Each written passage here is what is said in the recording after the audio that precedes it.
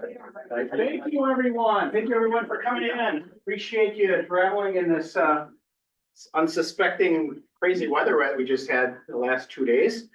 We're going to be talking about a little bit tonight. We have students from UW-Platteville here. They're going to be discussing their project. But before that, I wanted to give you a little history on how we came to this point. The town of Gibraltar has acquired the Redmond property on top of the bluff, so that's behind the settlement shops. That also includes the wetlands below that, and then it attaches to the back side here. So we're in the process of getting that closed right now.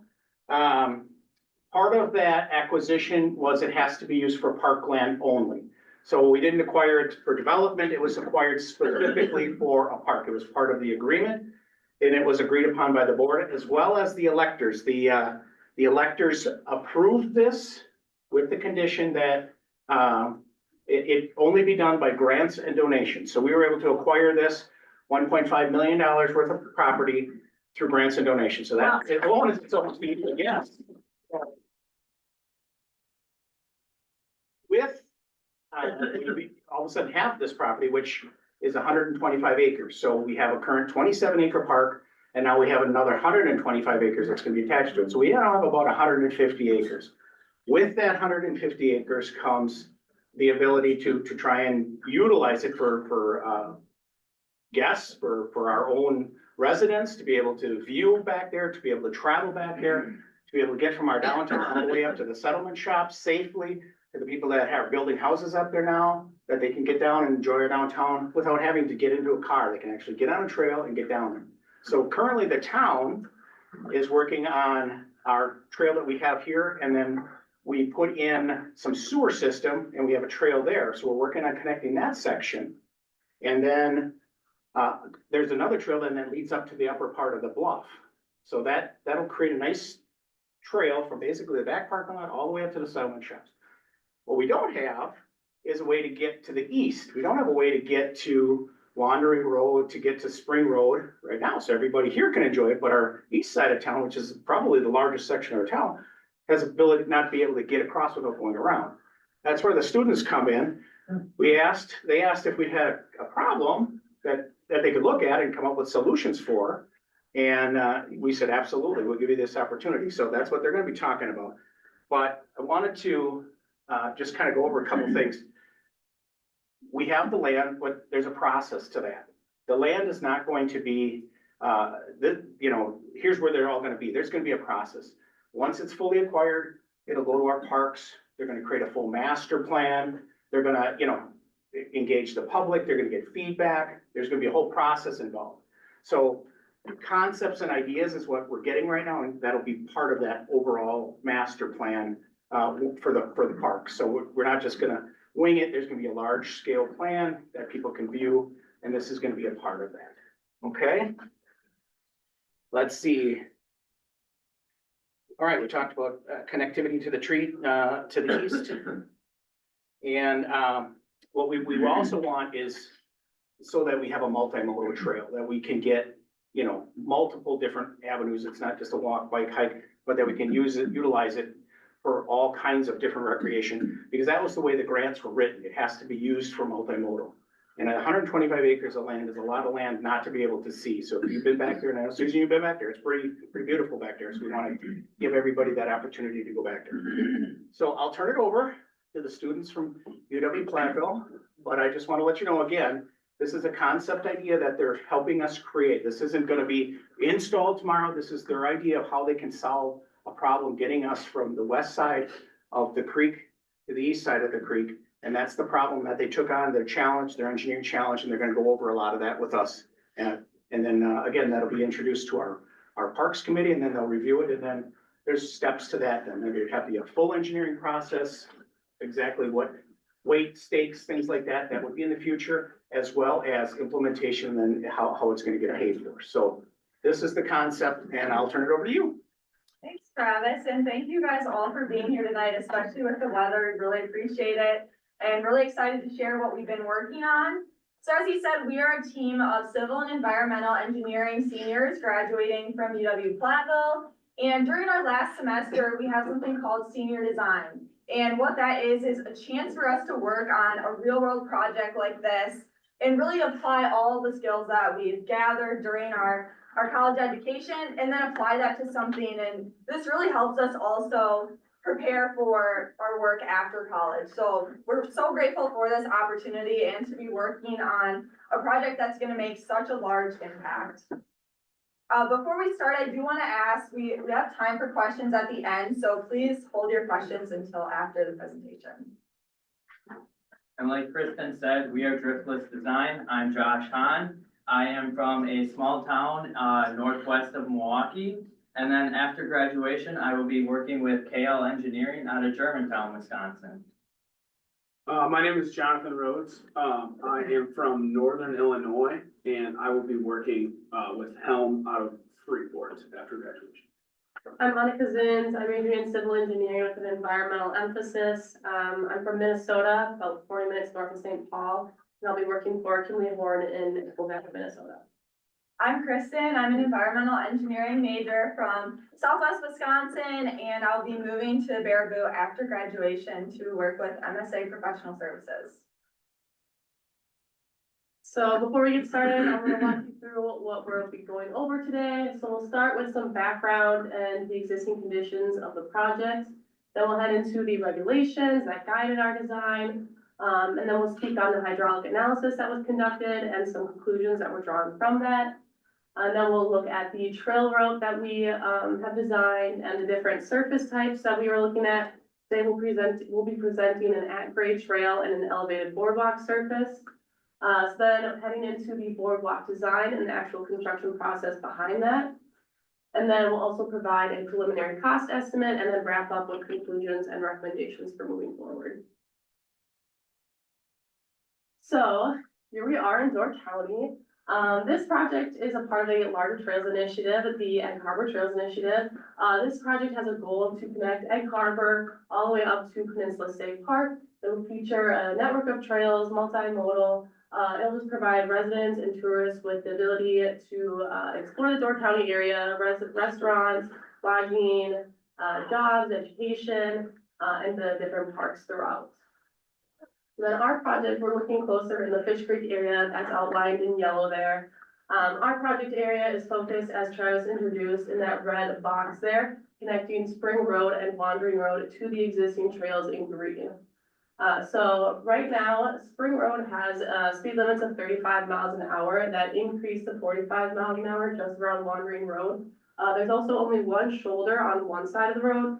So traveling via like bicycle, pedestrian travel for residents and tourists visiting this area isn't really an option in order for them to get to the Fish Creek area, Peninsula State Park. So this trail connection is really important to provide that safe transportation for residents, tourists that want access to that Fish Creek Peninsula State Park area.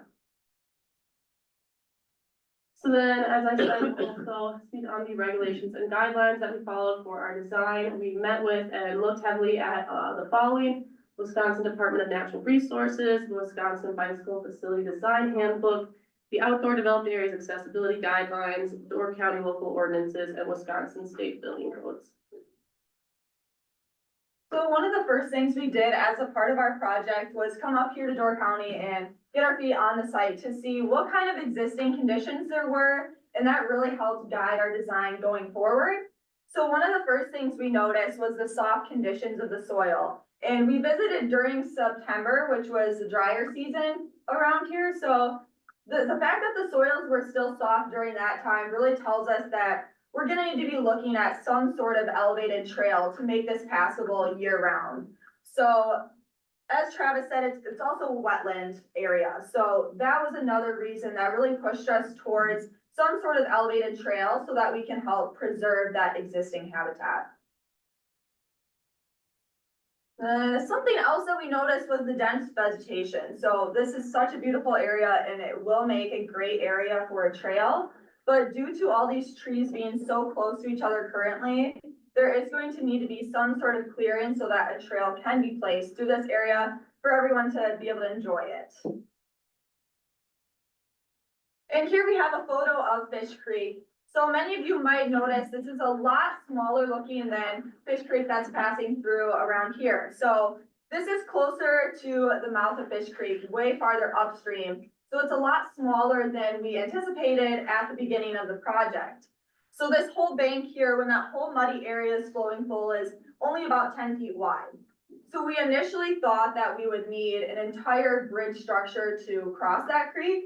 But then after our site visit, we realized that we may just be able to take that elevated trail and continue it over the creek and save that money without needing to have an extra structure. So one of the big things we looked at once we were done with the site visit was what type of environmental impacts that this project was going to have, because that is really important for building something in such a sensitive area like this. So here's a map of the wetlands. The area outlined in green is all wetland, and then that orange segment is approximately where we're going to be placing the trail. So seeing a map like this really confirmed the need for that elevated trail. And like I was talking about before, that's just going to help preserve that habitat so that the sunlight and rainwater can still reach that vegetation beneath. Something else that was big for us was endangered species. So we reached out to the Wisconsin Department of Natural Resources early in the process to see what type of concerns there are there. They did run a report for us, and that indicated that implementing this trail is not going to have significant impacts that would be of concern. One other thing I just want to cover with the wetlands. So they don't go all the way through the project area.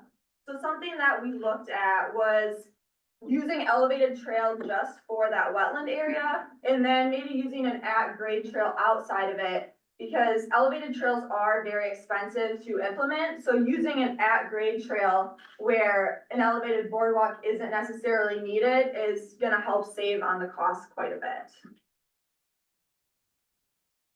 So one of our next big things was a hydraulic analysis. So what this is kind of a modeling study that gives us a better understanding of how water flows through Fish Creek, especially during larger flood events, because we don't want the trail to get washed out right after we put it in. One of the first things that we did was go to the Federal Emergency Management Agency, or FEMA, website and look at some of the flood hazard areas that are around here. So as you can see, there is a flood hazard area there shown in blue and red. And why this is so important is that building anything within that area requires extensive permitting, and sometimes it's not even possible to do that. So because of this, we are going to be placing the trail south of that study extent, and that's going to eliminate the need for those extra permits and really just help move the process along a lot quicker. The next part of our hydraulic analysis was running a model to actually understand how deep is that water when it flows through Fish Creek, and is that going to be a concern since our trail is running right across it. So we did run the model, and we used a 100-year flood event as our design storm for it. And the results from that model told us that the flows during a large flood event like the 100-year flood are going to be about 2 feet deep and with fairly low velocities. So this really told us that we should be looking to build that trail about 2 feet above grade to eliminate or reduce those impacts from the 100-year flood event. So just an overview of what we took away from this hydraulic analysis, because I know it's some pretty dense information. Our first takeaway was building south of that flood insurance study area to reduce the need for those permits. And then next, building the boardwalk 2 feet above grade to reduce the flood impacts. And then we also determined that those velocities are not going to be a big concern as far as the structural integrity of our boardwalk. Then taking a look at the trail route, as Kristen mentioned, that FEMA flood insurance study, that extents is outlined in that blue dashed line there. So our proposed trail is just south of this. Additionally, Door County local ordinances require that elevated surfaces are at least 25 feet away from property boundaries. So you can see that offset of that red dashed line outside the green property lines. And then taking a closer look at this area here, this is where we'll see the at-grade trail. So the ordinances for this require that it is 35 or 3 feet away from the property boundaries. So we're also able to comply with ordinances in this area as well. So then for the actual trail surface, we have an at-grade trail and a elevated boardwalk surface. For the at-grade trail, we decided to go forward with the crushed limestone because there is existing trail that already utilizes crushed limestone. It's actually that image on the screen there, so that just would create a more consistent view. Also, the town of Gibraltar is not interested in paving any part of the trail at all, just to keep up with the natural appeal of the trail itself. So then taking a look at our elevated surface, we are considering composite, fiberglass, and a lumber structure.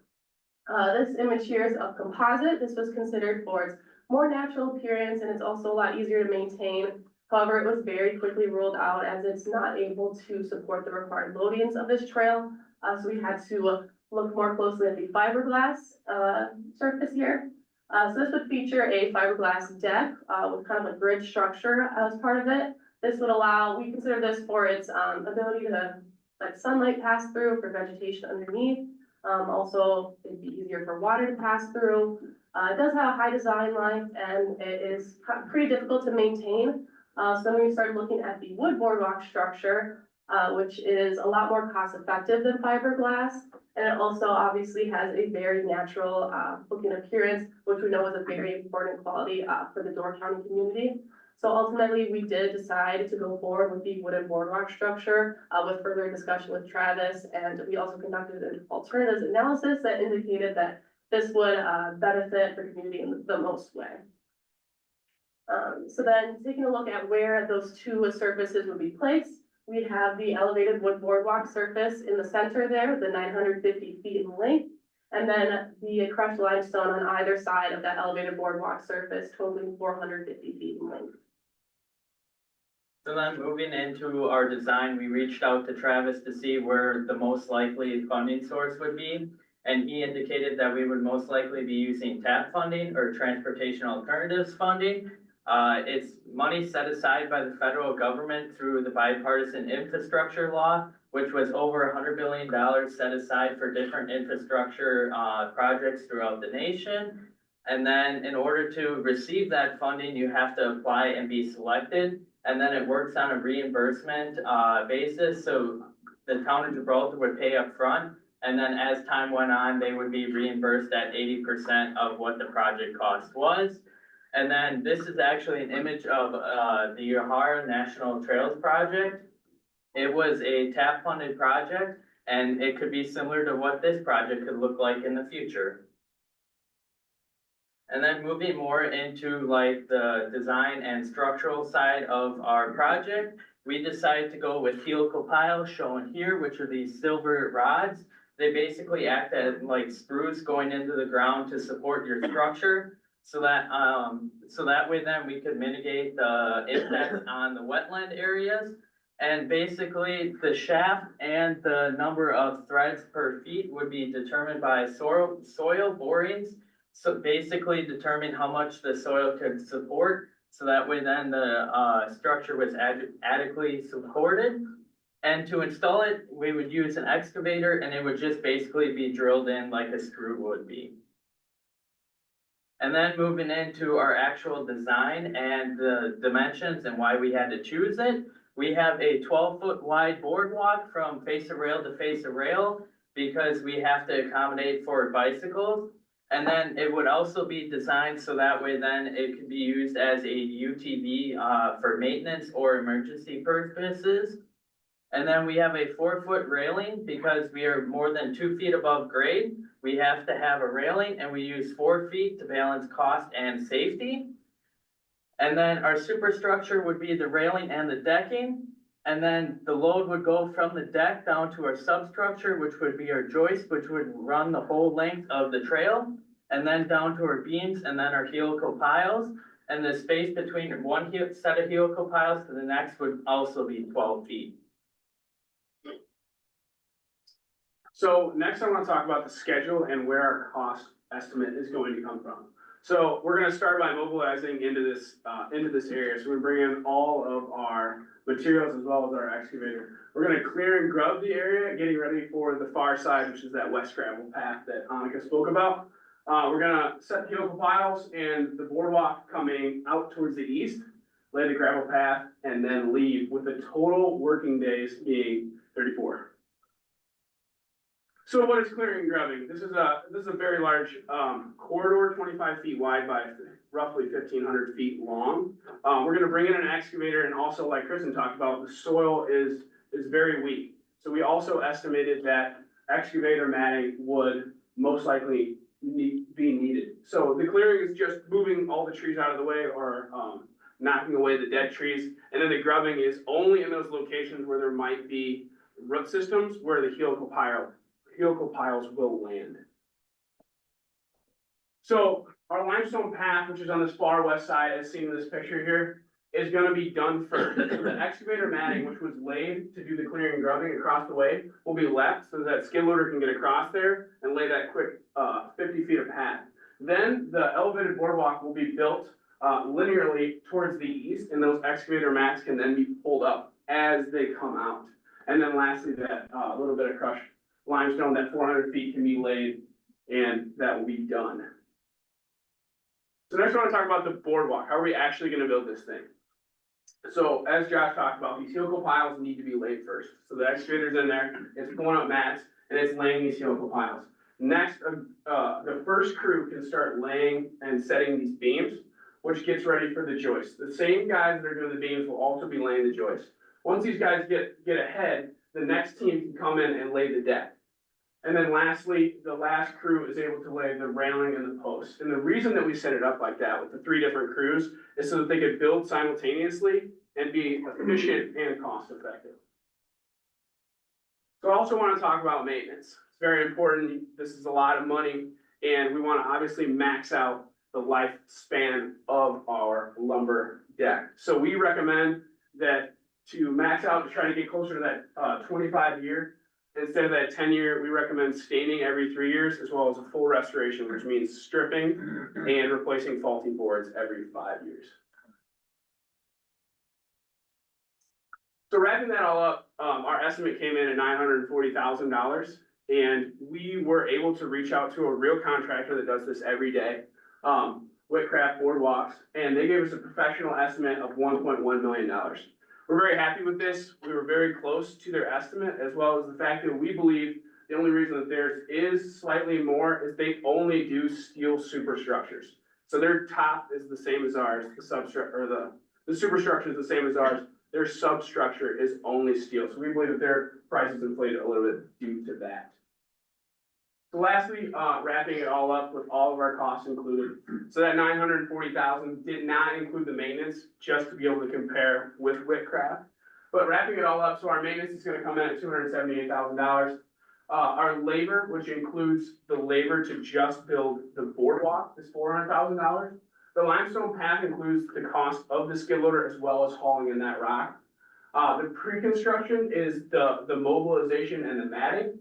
And then these 2 prices are the materials for the substructure and superstructure of the boardwalk. And that, like I said, that total comes in at $1.2 million for the included maintenance. And then moving into our conclusions and recommendations of this project, basically we're saying to build a 950-foot long boardwalk at 12 feet wide, 2 feet above grade with 4-foot railings. And then also having a crushed limestone path totaling 450 feet between the east and west sides. And then our recommendations moving forward is to conduct soil borings, basically to make it so that those helical piles can accurately support the structure. And then also further site investigation to figure out the actual trail route. So that way then the least amount of trees are being removed and we are avoiding the larger trees if possible. And then at this time, we would ask you guys to fill out our feedback form. If you don't want to scan the QR code, we do have some paper copies. And then we also open this time up for any questions that you may have, and we thank you for your time.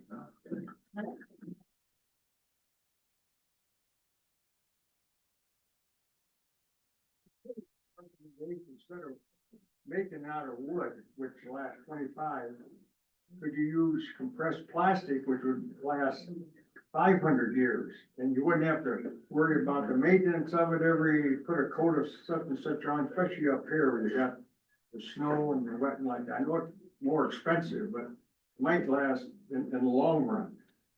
So are you speaking about the top, like the deck being? Well, the deck, mainly the deck, yes, where you walk, it's got, the plastic on there, inch and a half thick, all plastic. That's more expensive, but certainly would last. I got that on my deck in my Yeah, place, and it would last 200 years. absolutely. I know it's quite costly, but So in speaking with Whitcraft, because we also thought the same as you, I've seen a lot of composite decks and they're beautiful. And when we were speaking with them, they don't use composite at all because the structural loading is very inconsistent. Because it's made of that pressed plastic, they say when you start putting loads on there, large live loads with the pedestrians as well as like if you want to cross a UTV, they can't back that structural number up at all, so they can't use it. we talked about the weight of it. Yes.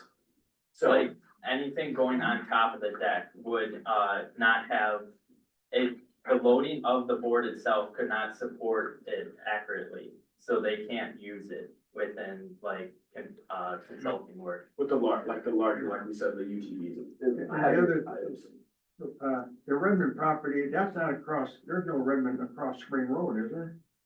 No, You mentioned Spring Road, I didn't quite understand that, and Wandering Road down there To too. answer that question, during part of the acquisition, there's a 25-foot section of that acquisition that does meet up with Spring Road, and that's the part that they're utilizing, that limestone trailway. So that is part of the acquisition, and it will be part of the park system in the town of Gibraltar. Like the, this section right here. Yeah. So yeah, I think what Travis is talking about, this is the property line that town of Gibraltar just purchased. And this is a homeowner's property. And this is just a narrow corridor that we need to have to produce the elevated trail. This is just gravel path. Is there a general live load limit that you guys did you put on this? 90 PSF, the building codes go for 100 PSF. Okay. Or pounds per square foot. You said that you designed the trail or the boardwalk so that 12 feet wide to accommodate all types of vehicles, including emergency vehicles and that. Will that boardwalk support that weight of the truck going across it? It's not designed for a truck, but for like a UTV or like a snowmobile, something smaller, it can So would accommodate. it need to be 12 feet wide then, if we can't run a truck across it? So within the bicycle facility design handbook, it requires for bicycles to be able to use that facility, it needs to be 12 feet from face of rail to face of rail. That ties into the TAP funding. We spoke with the TAP regional director in that area and she said we. You don't that was want required. motorized vehicles on that, do you? No, it would just be town of Gibraltar that would be able to utilize that for. Walking and bicycling. Yeah, it would just be town of Gibraltar to be able to utilize that for maintenance and emergencies. 12 foot. Yeah, absolutely, very long, very wide, that's what we said, yes, I mean, it wouldn't be cheaper 8 foot, I don't know. I don't- yeah, absolutely, yeah, But it's gotta be 12. the TAP funding. To follow up, I was part of the conversation. We did, the Driftless design team did meet with the DNR and with representative of the TAP, and it was specifically indicated to the team that if it was not built to 12 feet, it would not qualify. And when we're talking close to $1 million, and they're willing to pay up to 80%, I think I'll build it 12 feet.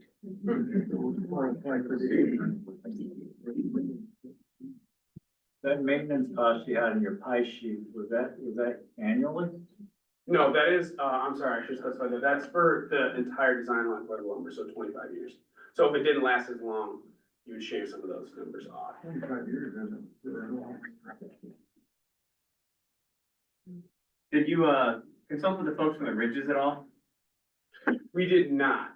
We did not. I'm guessing their boardwalk is right around 12 feet as well, just as a Okay. reference point for people. And that's all natural wood too, so you could get maintenance information out of them for all of those, like what they're looking at. But they don't have rails. They have foot rail. In some places, just enough for a wheelchair. The maintenance can be done by the town of Gibraltar or by an outside company? That was full price for somebody as a contractor, so that would be shaved way down if the town of Gibraltar. We assumed that the town of Gibraltar was not going to be able to do it, just to get the higher cost, you know? But that cost includes labor, so that would shave down a lot if the town of Gibraltar did do it. I'm not sure of that answer though. That's a bridge that would have to be crossed once it's built. I guess it certainly would be part of the larger discussion in building this, because it does come up in discussions, who's gonna take care of it, who's gonna shovel it, who's gonna plow it, and what the use is gonna be for. So there's a big discussion, once we move into the design and implementation stage. And, thank you. Yeah, along those same lines, when it comes to maintenance, do you need some type of, licensed contractor or permitted with the state or anything like that? I'm not aware of that, due to the fact that it's staining. I would hope we could get around that, but I'm not sure. And like board replacement as well? Yeah, again, if it was something like the town of Gibraltar took on, like their maintenance team thought they could handle, absolutely, but yeah, I'm not sure, as far as that. As far as that goes, I'm pretty sure I saw within there that it just needs to be maintained. It doesn't need to be specific entities. Okay. Did you guys look at that new Fern Trail that's up in Newport State Park? It's got a lot of similarity to what you're suggesting. It starts across limestone, goes to boardwalk, long ways, and then tapers down into limestone trail.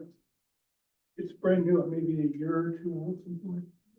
We did not, but it sounds like we should have You spent. should, you gotta look at it, it's really cool. Well, Got that's, some but shortcuts. interestingly enough, the substructure, even though it's wetlands, I think, over, it doesn't seem like it's had the same kind of piling that you guys are suggesting. And I'm not sure why it's different. And it's possible, we spoke with the contractor, he gave us a lot of tips. We don't have any soil borings yet, that's really important. I suppose, yeah. It's possible, maybe, I wouldn't think it's likely that there could be pan footing, which is much cheaper.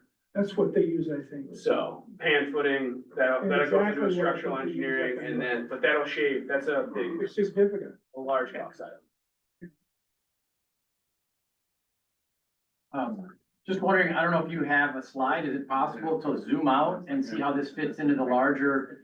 I don't know how far Gibraltar has come with a whole trail system for this additional acreage and how it ties into not only community connectivity, but then the existing park.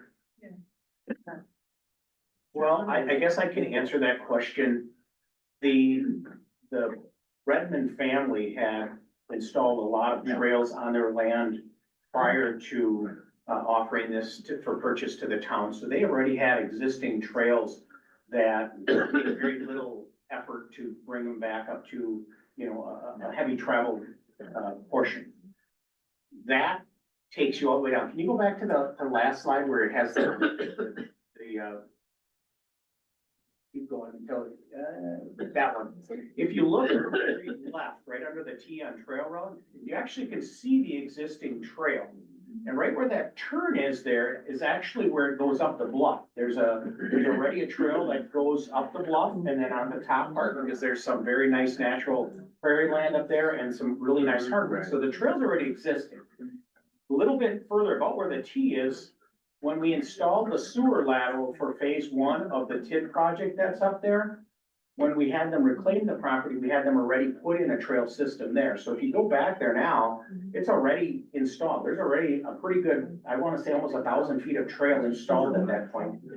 And then we're looking at connecting that portion then to our existing downtown trail, which I spoke earlier about. So there's a large project of the main route. Beyond that, it's gonna have to go to our Parks Committee, and then our Parks Committee already said that they wanna probably look at a large master plan. So from that, you're gonna have your main corridor route, which hopefully beyond just our own park here, it can go into the state park and then up into the state trails, and then as well as head towards Egg Harbor, but now with this potential design, it can actually go east now towards Bailey. So it opens up a lot of main corridor routes. As far as, you know, maybe smaller routes to explore part of that, you know, that's gonna be up to the parks and then up to the board to allow for that, but I think they're really gonna dig into, there's a lot of land, 150 acres, of what we all want here, what we're looking for. And that's gonna be great if they offer, and I'm sure they're gonna open it up to the public for input. And I think at that time, what do we want this to do? But we're talking about right now, it's just kind of that main corridor route, that main vessel trailway to tie everything in. And you mentioned, sewer laterals. Am I correct in understanding that there's sewer being run from the former Redmond property across Fish Creek Swamp to? It's already installed. Okay, and so where is that located? That is located, it would be probably about 1,000. Is that like tying in a half-mile bridge? Yeah, you see that little blue pond? Yeah. It goes right behind that little blue pond, right in the center. Yep, right there. It goes right across there. It's already tapped into lift station 5, which is located inside the half-mile bridge development there. It comes across and then it goes along the bluff outside of the wetlands. It's up, it's elevated. And then what they did is then they bored through the bluff to avoid any disturbing of any natural snails or anything like that. So they actually bored through the bluff, got to the top, and then they installed it all the way to the settlement shops and Sweetie Pies. That's where phase 1 ended. And that's all installed and operational currently. So given that there's this corridor of disturbance, why wouldn't we put a trail there? I'm just a devil's advocate kind of question, but I mean, you already have a disturbed area, why wouldn't you? And it's also a shorter distance. You're talking about a much smaller. Sure. The biggest part is there's no public access. This is the only part of the acquired property that actually goes out to Spring Road. Everything else would go to a privately owned place. So you'd have to get permission from Half Mile Bridge, and then you'd have to work something out with utilizing their roads to get through there. So this is the one way where it's all owned by the town, and the trail can be maintained by the town. There won't have to be easements or permission. It specifically can just be put on parkland. Thank you. Has the sale been finalized for the Redmond property? The money has been acquired, the offer is accepted, the title company has been set. We're just waiting for one letter from an institution called NOAA, Oceanic, to approve the last grant, which I think we've met all the criteria, haven't we? Pretty darn close. So, we are hoping very soon that it'll close and then it'll be finalized, but the money's there, the title company's there, everything's ready. You just have to wait for one darn letter from NOAA. So if anybody knows somebody from NOAA, please that rolling. Yeah, if you, could you go to one of the slides that shows the floodplain or flood insurance area? Yeah, so the FEMA FIS expense, so that shows the area in which FEMA came out and did their, formal flood insurance rate study. It's pretty unlikely that the area south of that white line is, that's a hard line showing where, the flooding extent stops. So I know you definitely want to stay out of the floodplain because that opens up a lot of permitting challenges, but I would encourage decision makers to consider the fact that the actual floodplain area likely goes across the trail and south of where that flood insurance study extent is. So just a comment. Yeah. Yeah, so when we ran our model, I actually think I have a slide on that. On the hidden slide. So that extent is showing the 100-year flood. And then we also, when we did our hydraulic model, so we modeled the yeah. 100-year flood. So yes, it certainly extends south. Awesome. So it's really just a permitting thing. Yeah. And we've discussed with a couple different agencies on that because we thought the same thing of how come it's not in that area, but it's really just because they didn't study down that far. So that's kind of part of the reason we did the hydraulic model too, is to understand what kind of velocities and depths are running through there. So that was certainly considered in the design, but yeah, it's Yeah, no, a weird permitting thing there. Yeah, that big blue area is not where the flood insurance study line stops, so that's. Yeah, and then we're planning on extending the boardwalk over that whole area, so hopefully there will never be any issues with severe flooding. That's why you're doing it 2 feet. Yeah. Correct, yes. So 1,000-foot boardwalk, straight as an arrow, not necessarily very aesthetically pleasing. I'm wondering if you did any sort of modeled for price if you put a meander or two in it, you know, I mean, you know, how much more would it be to actually, you know, give yourself a little, you know, Make it pretty. curve for that here or there? So I just want to remind everybody that this is, you know, this is a concept proposal of the plan, but they did say at the end to mitigate large trees and, you know, to try and make the path. So more than likely, when we finally go to the full engineering stage and we actually have the, you know, the soil testing, there's probably gonna be a meander route in there. But as far as just for their demonstration and the area, they just kept it, you know, pretty straight, so. I just wonder, I mean, you know, if you put a deviate 20 feet, does that raise the price $50,000, $80,000? Yeah, I'm just, might be a good thing to know. Yeah, I don't see it being that, because you're still gonna use the 12-foot piers, whether you angle it a little bit this way or back. I don't see it being substantially more or less. Yeah, speaking with Whitcraft, I mean, they do this every day. They were really helpful in some of that, and they talked about 3 or 4 turns not being a large change, but as you get upwards of that, as well as there being some possible, which we didn't get super in depth of the crossing of the creek, but there's some possible, little bit of price difference in that as well. Like Travis talking about the full design. Could you go over the intended users of the trail again, and may have missed something initially? Yes. Who are the intended users of it? So just like the residents, like residents or like tourists visiting the area are able to, especially like in that like neighborhood, you kind of go back to see there's a neighborhood in that area where sorry, give me a second. You can see like the neighborhood along here, the trail is essentially in their backyard and they don't really have access to it, so this would just also like provide access for those in that area. And then also when it is fully implemented, like the whole trail system, it'll just open up a lot more connectivity to the whole Fish Creek area as well. So I gather that it's not intended for people who don't live right there, who can walk to the trail? Sure. It'll be a full public access trail, so anybody can access it. It's part of the Fish Creek Park system, so anybody can use it. So if it is, where are these people gonna park their cars? That, Well, if you look where that, it's really small, but up on the top, if you see that little brighter yellow area, we have a beautiful 156 parking lot right here that literally is 5 steps to this trail.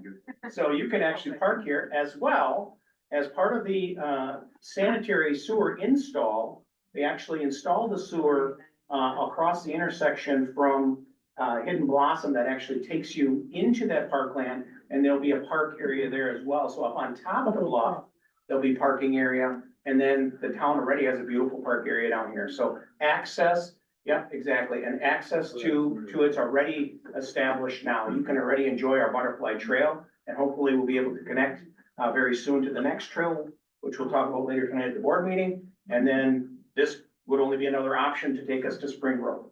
So, but you're not talking about a parking lot there?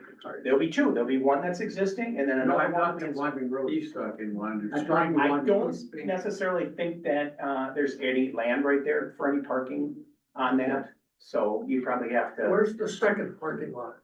It would be up on top. You can kind of point to it. You guys, that's the one that's existing. That's the town parking lot. And then the other one would be right up at the top of that, right there. Yeah, right there.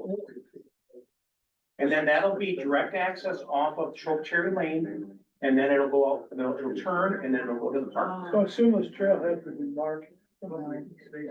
Again, that'll go to our Parks Department and, you know, how they do their wayfinding, but yeah, I mean, it's 125 acres of acquisition plus an existing 27 acres. They're gonna want some signs, so people don't get lost in there. Signage.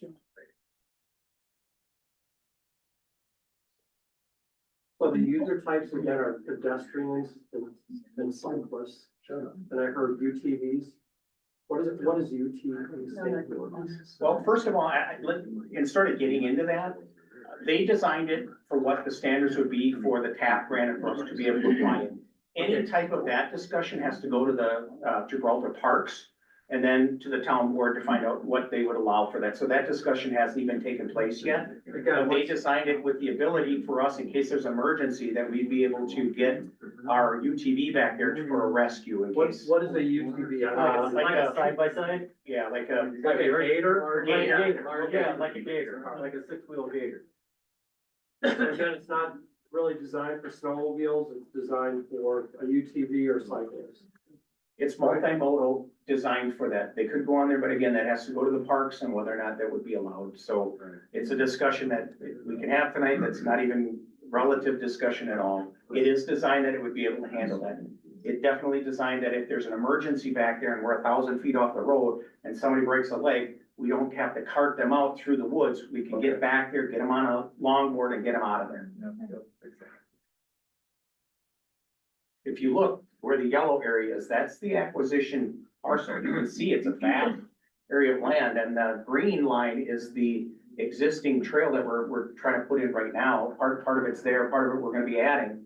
So that's a lot of area of land that, you can explore, and we have to make sure that we monitor it, make sure that people that are back there are safe too. So, there's a lot of big discussions with the Gibraltar Town Board and the Parks, Committee on how that's gonna be run yet. And with that, Have they decided, is the Parks and Land, or how have they decided how they're gonna connect the parcel of land from Egg Harbor to Fish Creek? So is that, where that path definite now, or has it been decided yet? There's currently study being done right now by Bay Lake Regional Planning. So this spring, you're probably gonna start to see their outlay on that. So I don't really wanna go into any of that because that discussion may change until they actually lay out their idea. And at that point, obviously, there's a whole lot of hurdles beyond that, where it's gonna be, if it's gonna be off the highway, if there's gonna be highway use, but that's gonna be another whole discussion that's gonna have to be had. But that would be probably up on the top bluff by where the settlement shops, and then it would head north that way, I'm guessing is where that trail would be. If you go back to the first slide and you show that, there you go, there's a bunch of ideas, and that's all they are right now are ideas. And there's a whole lot of discussion with landowners, with the state, with the county on making that come to fruition. So I'm sure we'll be in a room again, the next time we have another section that we're gonna be able to do. But that's kind of what we're looking at, a bunch of ideas. We get up into Ephraim a little bit more, they have a lot more narrow roads and they have a lot of decisions to make up there. And if you read in the paper, Sister Bay is already proposing a nice big section of trail that are already coming this way. So we're all kind of working together, but we're all kind of working individually in our own townships to try and make it. And that's where Driftless came in. They tried to provide us a solution to one small problem that we had about going east. And that's what they did. And thank you for that. Is the wood deck gonna be textured in case it gets wet and slick? Like if it's in a shaded area, you could get like moss and algae on it, and then once it gets wet, it can get pretty damaged. Yeah, absolutely. We looked lightly into that. We didn't get super far into that. There's a lot of different strips that you can lay on there as well as, answers to the maintenance, but we did not look, heavily into that. While we were having that conversation, you guys think at all about using snowshoes on the boardwalk? Did not think about snow. It was kind of, just speaking with Travis, we didn't know whether or not, I mean, obviously year round is the goal, but we did not look into snowshoes. I'm asking only because I mentioned ridges, they keep snowshoes off of their boardwalk Gotcha. because they tear up, Yeah.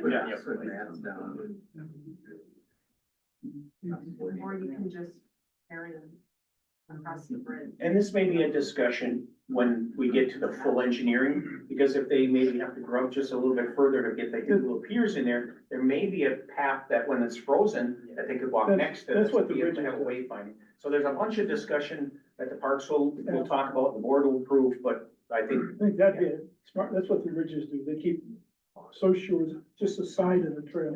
If it's frozen, doesn't matter. Once the land is so finalized, there's several hurdles to make this boardwalk. Is that true? Or could you start tomorrow if it was finalized, or next week, or next month? I always look at projects in 3 phases. The first phase is you have to have the concept. You have to have the idea, and then you have to have about a rough estimate of what that's gonna be, and that's what they provided. They provided all a that. solution and an idea. Then the second phase is then you need to take it to full engineering. They're gonna need to know depths, they're gonna need to know how deep those piers are gonna have to be, they're gonna need to know wood, things like that, that's gonna be on there. And then the third is then the actual install of it. So, and part of that then on the side is how it's gonna be paid for. You know, we're getting grants or writing grants to make sure that they can be paid for. You guys, you know where it would be out there or not? We You said have, 1,000 feet. Yeah, we have a So you know exactly where the boardwalk would be. yeah, a good length and a good spot roughly to put it, but not like actual in space, exact places. We didn't actually survey any of the large trees that we would be dodging. It was more, we would like to cross within these 30, 40 feet. And this is how long the boardwalk is due to the flood extent, which that will not change, but the curves are still like he's talking about that second You're phase. getting a boardwalk 12 feet in that, some of that's kind of. Yeah, very large. A lot Yeah. of trees that have to be cut down. I'm Yeah. not sure how that would go over either. A lot of the trees in there are dead and laid down. I don't know if we have, Yeah, a lot of ash tree. a lot of these trees, like this area is kind of a good picture. You can see there's plenty of trees standing, which obviously we would like to keep as many, but there's a ton. We walk through there ourselves A lot of dead trees in the way. So, as well as we would only take away trees, like they said, that are, you know, in that impact area. I'm gonna ask you, did you guys walk it? We walked both sides all the way to the Cool. creek. What was it like? It's very Yeah. dense with dead trees. Her, myself, and John, we all fell down. Annika was the only one. So she gets an A plus for the project? Yes, job, Annika.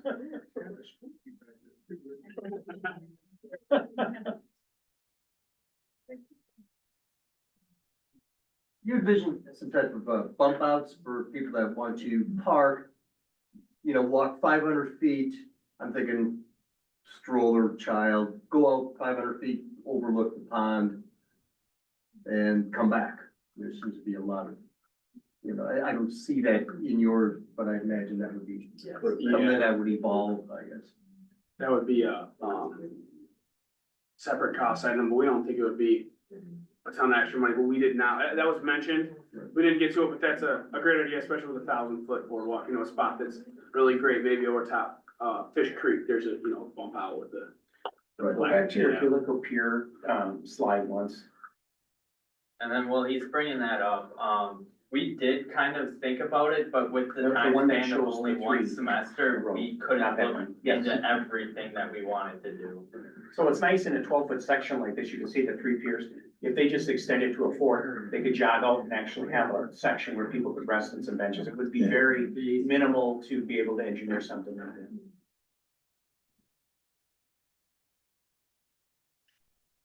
The boardwalk is 12 feet, the limestone path, is that, 12 feet also. that's also. Yeah, there should be a hidden slide for that too.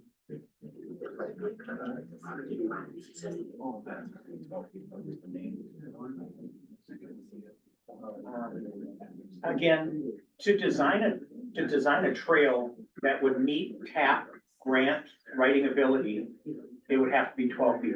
That does not necessarily mean that the town board and the parks want it 12 feet. Maybe they want the entrance to be 6 or 8, so it's a very nice inviting entrance. And then when they get to the boardwalk, widen it up so that it meets this TAP. And then maybe that section of limestone, which would be significantly less expensive, maybe it's not part of the grant writing. So there's a whole bunch of discussions that could happen so that, you know, but there has to be an overall discussion and an overall plan, but there's plenty of options that they can look into.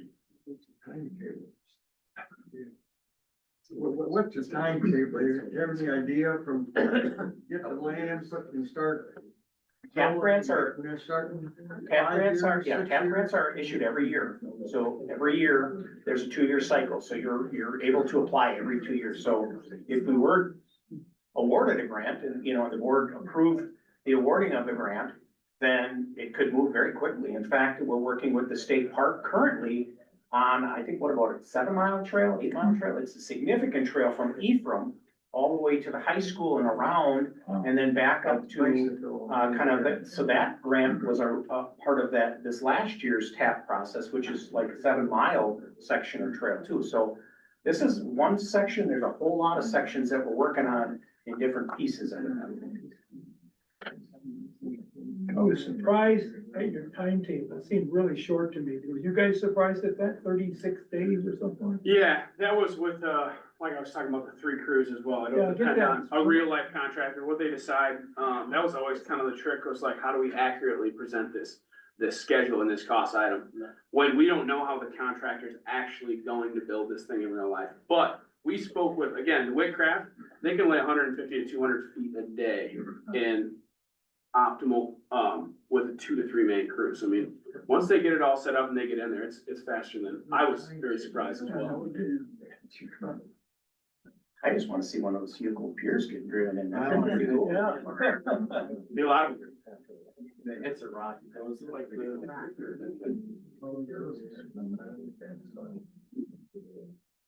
The nice part about the wetlands up there, for those that are familiar with the Gibraltar wetlands, it actually starts in the state park. That's where this wetland starts. It actually starts up there and actually goes across Highway F, swings all the way down to Button Marsh.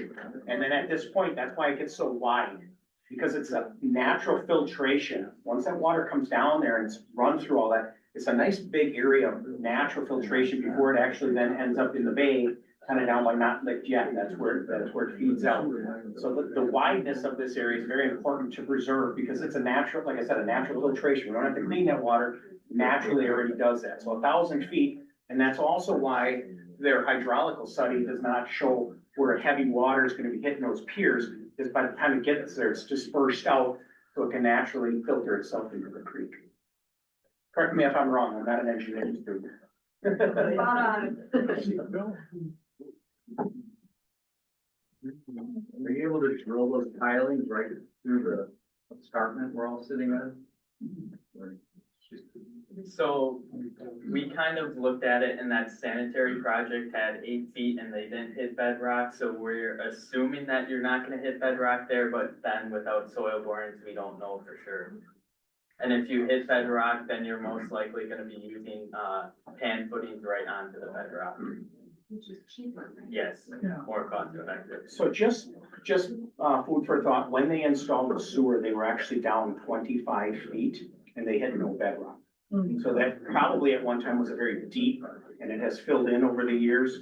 But the nice part is actually when they got down, they actually ran into some clay, which you don't hear up in here at all, but there's actually some natural clay that they pulled out in the part of the project to help line the pond. So those piers may actually work up with some soil borings very clearly without having to hit any rock bed, which might be very beneficial.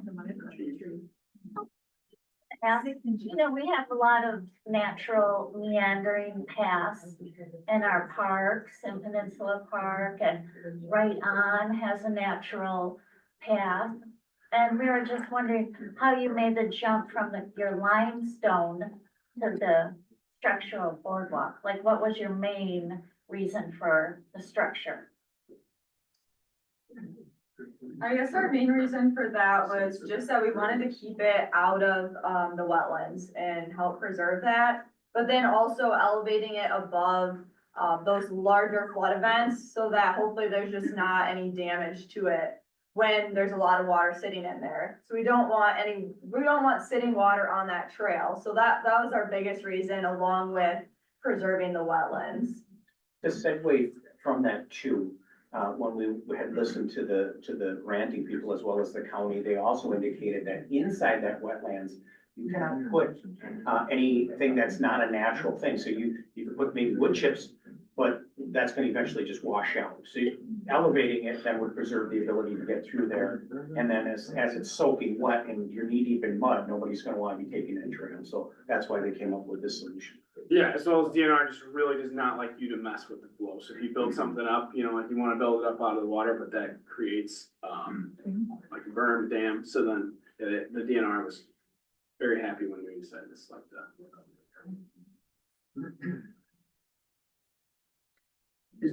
Is that area, anybody can walk that trail right now? Is that, I mean, Well, the Redmond property is still, it has still not closed yet. Okay. So once it closes, then it'll become part of the Fish Creek, park. Right. And then it'll be open to the public.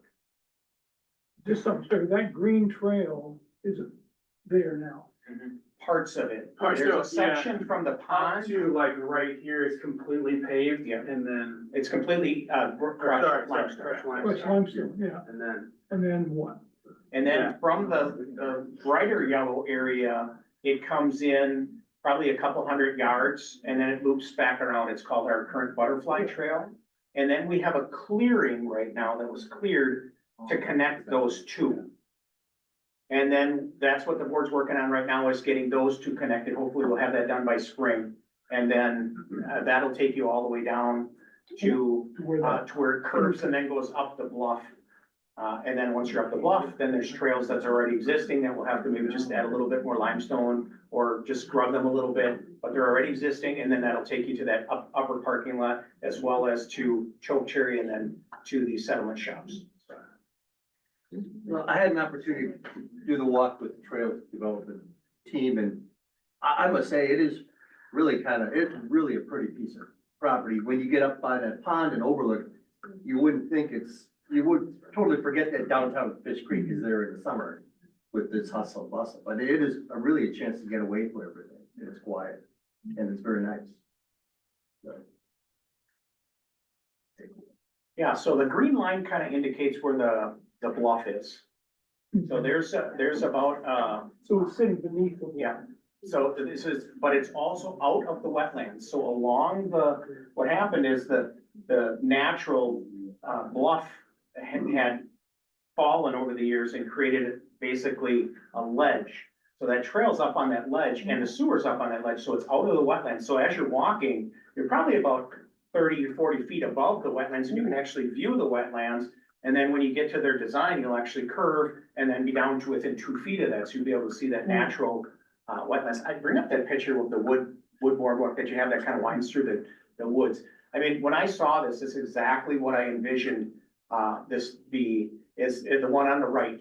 Something that just kind of meanders through there that you can take your time and enjoy nature, but also get somewhere. It's gonna end up being able to take a nice walk and come down and have lunch at one of the great restaurants we have here, or shop at the shops. So you won't have to, you won't have to drive your car there. You can actually enjoy some nature, enjoy the day, and then, have a really nice natural looking feature that's part of, Gibraltar.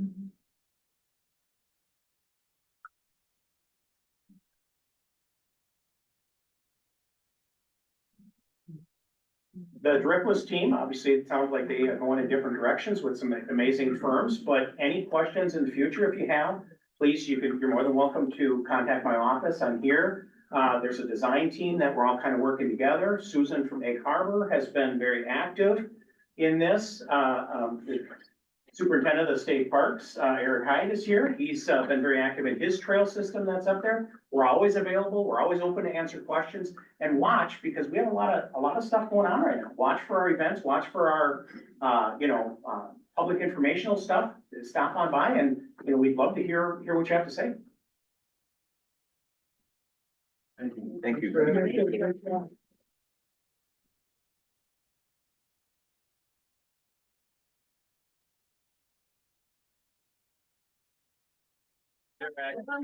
Yeah, they're on. thank you, everybody. Thank you. We're able to go back to time. All that.